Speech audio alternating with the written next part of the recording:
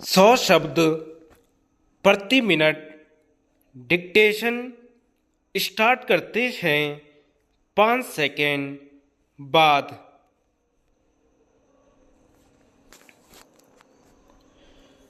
माननीय सभापति जी, मैं आपका धन्यवाद करता हूं कि आपने मुझे किसानों की समस्याओं पर हो रही बहस में भाग लेने का अवसर दिया। यह मुद्दा ऐसा है जिस पर देश के सभी लोगों का जीवन निर्भर है। यदि हमारे किसान अनाज पैदा नहीं करेंगे तो देश की इतनी बड़ी जनसंख्या का पेट भरने के लिए हमें विदेशों से भारी मात्रा में अनाज इंपोर्ट करना पड़ेगा, जिसका हमारे पुराने माननीय सदस्यों को कटु अनुभव है।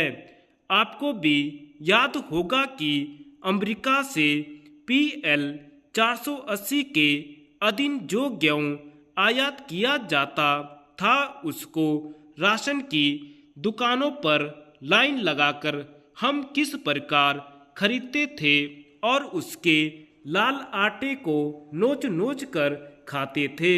हमें गर्व है कि हमारे किसानों ने अपना जीवन लगाकर अनाज की जो पैदावार की, उससे हम आत्मनिर्भर हो सकें। लेकिन इसका मतलब यह नहीं है कि हम उस किसान की समस्याओं की तरफ पूरी तरह से ध्यान न दें। अन्य मामलों में चाहे जो भी दृष्टिकोण हमारी राजनीतिक पार्टियों का हो, लेकिन किसान की समस्याओं पर हमें सहानुभूति के साथ दलगत भावना से ऊपर उठकर विचार करना चाहिए। इसलिए आज आवश्यकता इस बात की है कि कुछ ऐसे मामले हैं जिन पर आप सर्वसम्मति से हल निकालें। आप चाहें तो इस सदन की विशेष समिति का गठन कर सकते हैं।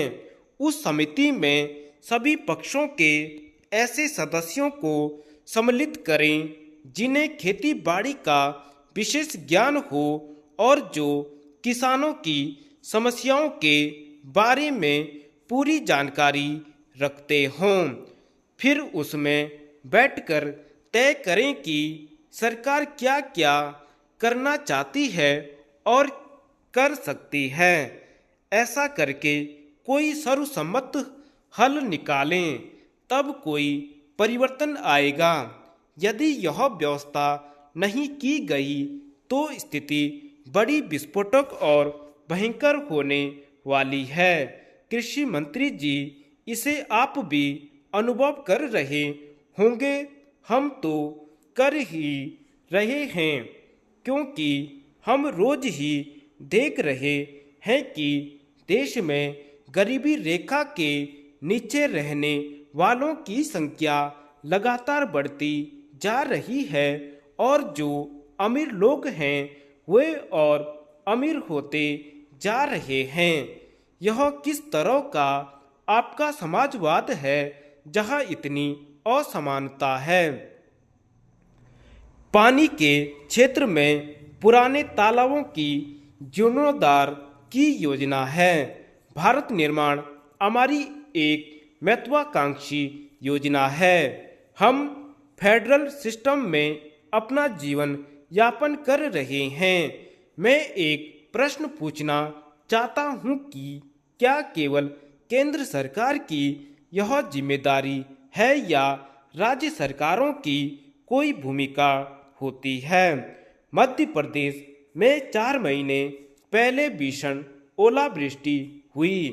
2 लाख हेक्टेयर भूमि की फसल पूरी तरह से नष्ट हो गई और प्रदेश सरकार ने क्या कदम लिए? केवल लगान माफ किया। आप मुझे बताइए कि लगान माफ करने से किसानों को क्या मिलता है। हमने मांग रखी थी कि कम से कम 10,000 रुपए प्रति हेक्टेयर भूमि मुआवजा किसानों को मिलना चाहिए। अगर 2 लाख हेक्टेयर भूमि में फसल नष्ट हुई है तो हम 200 करोड़ रुपए की बात कर रहे हैं। क्या मध्य प्रदेश जैसे राज्य में भी सीमांत किसान को मुआवजा देने के लिए उसके खजाने में 200 करोड़ रुपए नहीं हैं? मुझे खुशी है कि जब हम प्रधानमंत्री जी से मिले, सोनिया जी से मिले, शरद पवार जी से मिले, मंत्री महोदय आपको याद होगा, मुझे याद है कि 185 करोड़ रुपए की सहायता आपके द्वारा प्रदान की गई।